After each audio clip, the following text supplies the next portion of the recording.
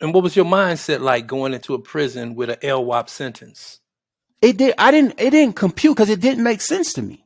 Like, I didn't understand what that meant. Like, this is my first time going through something like this. So I didn't understand that it meant you gonna die in prison. You ain't never going to the board. I didn't understand any of that. I just assumed at some point somebody gonna get me back. My lawyer or somebody gonna find something. And again, we had an appeal in. So you hanging on those hopes like that, your appeal. So I just told myself immediately, I said, you know what? I'm just gonna meet this environment how it meets me.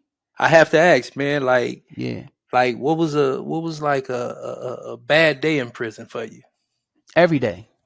There's not a prison I went to.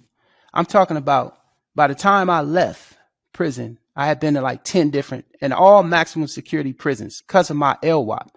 It was because of the type of sentence I had. It meant that I was only going to be around what they call the most violent kind of inmates, the most, all of that stuff. And it lived up to every word of that. Like 2 years after I was in prison, I was almost murdered in an unprovoked attack by some white supremacists, and that changed me.